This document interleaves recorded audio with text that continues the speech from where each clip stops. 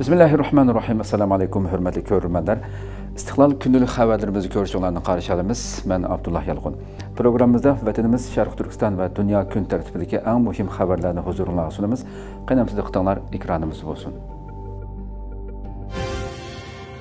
Xitoy Uyg'urlarning kimligini o'zgartirish harakatini kuchaytirmoqda. Xalqaradagi nüfuzluq axborot organlarining biri bo'lgan New York vaqt gazeti bugun yangi maqola e'lon qilib, Xitoy rejimining Uyg'urlarni namratlikdan qutuldirish bahonasi bilan planli holda Xitoy o'lkalariga ishlashga avatayotganligini, ammo bu harakatning amaliyotda Uyg'urlarning kimligini o'zgartirish, assimilyatsiya qilish va Sharq Turkistonni texmo unumli kontrol qilishni maqsad qilganligini ta'kidladi. Maqolada aytilishicha, New York vaqt gazeti axborotchilikni tekshirish idorasi va Germaniyaning xabar organi Spiegel yaqinda birlashma tekshirish orqali Xitoy rejimining atalmish xizmat programmalariga asosan Uyg'urlarni o'z yurtlaridan Xitoy o'lkalariga ishlashga avatayotganligini, bu ahvolning ilgarigiga qaraganda texmo ig'irlashganligini bayqagan.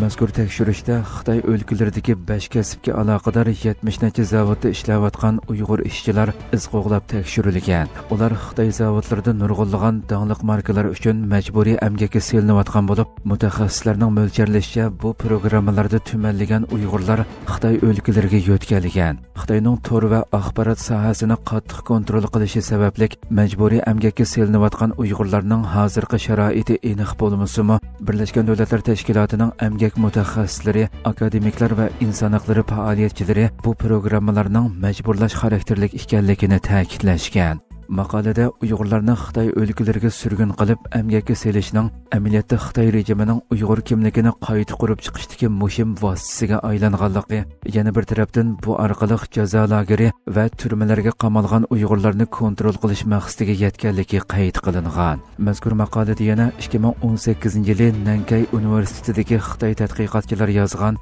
va Xitoy amaldorlariga sunilgan dokumentda Uyg'urlarni Xitoy o'lkalariga surgun qilish planini kengaytirish orqali Sharq Turkistonda Uyg'urlarning nüfus nisbatini tövallatish va millatni assimilyatsiya qilish tadbirining o'ttirg'i qo'yilganligi misol tariqasida tilga elingan. Uyg'urlarni Xitoy o'lkalariga surgun qilish jinoyati ijtimoiy taratqularda tarqalayotgan az bir qism sirlar orqali modellanayotgan bo'lib, Xitoy atalmish 5-chi emgak kuchlarini ishga o'rinlashtirish nomida bu jinoyatini pardozlamoqda. Buni aksiga Xitoy oqqullari haqsiz uy, haqsiz yer, yuqori maosh tashviqotlari bilan Sharq Turkistonga turkumlab yerlashtirilmoqda. Amerika Xitoy o'quvchilarining vizasini bekor qilganligini bildirdi.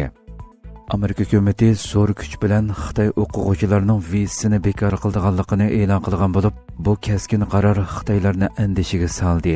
Amerika Tashqi ishlar ministrligi 28-may kechda Oregon tor bekitida bu to'g'riliq bayonot e'lon qilgan. Bayonotga yangi viza siyosatida Xitoy emas, Amerika birinchi o'rinda deb mavzu qo'yilgan. Amerika Tashqi ishlar ministri Marco Rubio aloqador bayonotida qattiq ijro qilinadigan mazkur harakatning Xitoy Kompartiyasi bilan munosabati bor yoki xalqaro sohalarda o'qiyotgan Xitoy o'quvchilarini o'z ichiga oladiganligini ta'kidlagan. Buningdan sirt, Amerika hukumati viza tasdiq o'lchamiga tuzatish kirgizib, Xitoy va Hong Kongdan keladigan viza iltimos qiluvchilarga tekshirishni kuchaytirdi ekan.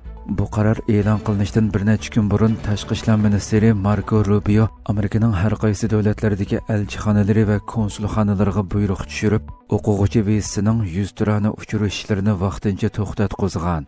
Sonliq ma'lumotlarga asoslanganda o'tgan yili Amerikada o'qiyotgan Xitoy o'quvchining soni taxminan 280 mingga yetgan. Nurg'unlagan Amerika universitetlari muhim mablag' manbasi sifatida xalqaro o'quvchilarga tayinib kelgan. Garchi Xitoy virusi, savdo urushi qatorliq sabablar tufaylidan Amerikaga kelib o'qiydigan Xitoy o'quvchilarining soni burunqidan azaygan bo'lsa-mu, hozir Amerikadagi soni eng ko'p chet ellik o'quvchilar yanada Xitoylar bo'lgan. Trump hukumati ilgari bir qism chet ellik o'quvchilarni qo'g'lab chiqarish va minglagan vizani bekor qilish uchun harakat qilgan bo'lsa-mu, bu tadbirlarning ko'pinchisi sud mahkamasi tomonidan to'sib olingan.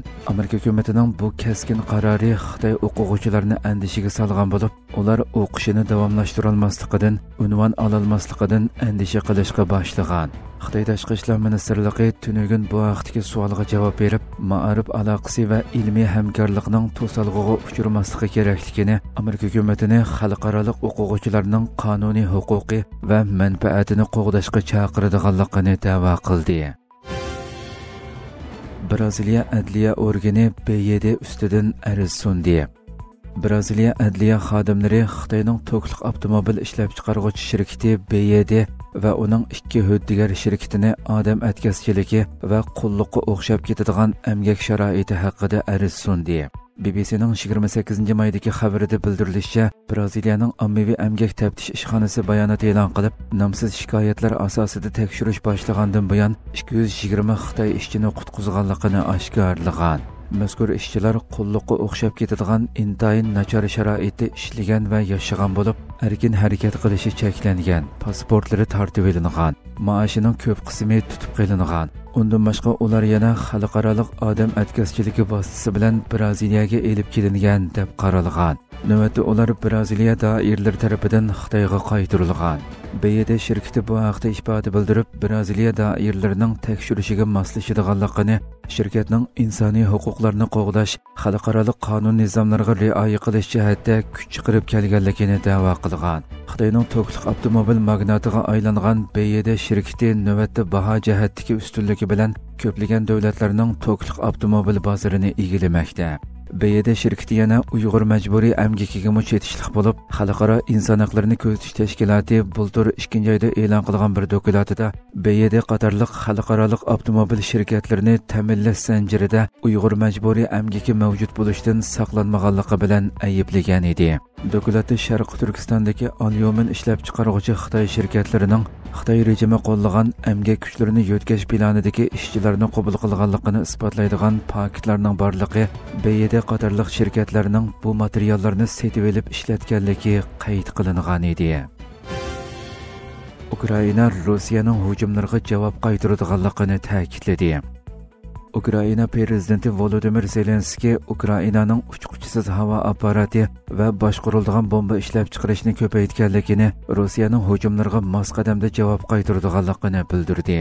Zelenskiy 27 may yuqori darajalik harbiy doiralar bilan o'tkazgan kengaytirilgan yig'indan keyin e'lon qilgan bayonotida Ukrainaning uchquchisiz havo apparatlari va uzun masofalik boshqariladigan bomba qatorliq qurol-yarog'larni texnik keng doirada ishlab chiqaradiganligini ta'kidlab, kun tartibimizda harakatlarimizni planlash, Rossiyaning hujumlariga javob qaytarishga tayyorlik qilish va oldini olish tadbirlarini qo'llanish bor degan.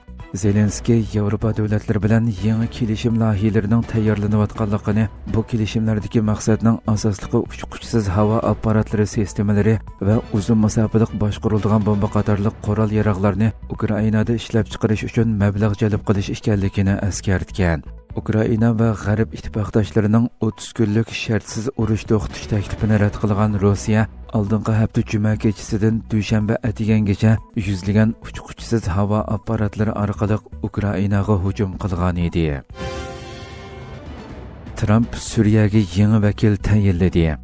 Amerika prezidenti Donald Trump Tom Barrakni Suriya alohida vakilligiga tayinlagan bo'lib, embargoning amaldan qoldirilishidan keyingi Damashq bilan bo'lgan munosabatning yaxshi ketayotganligini bildirgan. Trump Suriyaga tayinlagan yangi alohida vakilining davlatning Asad oilasining necha 10 yillik hukmronligidan keyingi o'tkinchi bosqichida birlikda xizmat ishlashning zo'r yushurun kuchini his qilganligini ta'kidlagan. U yana Tom Suriya bilan hamkorlashishning radikallikni to'xtatish, munosabatni taraqqiy qildirish va O'rta Sharqda tinchlikni ishga oshirish uchun zo'r yushurun kuchga ega ekanligini biladi deganlarni ilova qilgan. Bu bayonot Asad davrida yo'l qo'yilgan Suriyaga qarshi embargoning bekor qilinishidan bir necha kun keyin e'lon qilingan. Trump o'tgan oydagi Saudiya Arabiston ziyorati jarayonida Riyodda Suriya prezidenti Ahmad Shar'i bilan uchrashgan edi.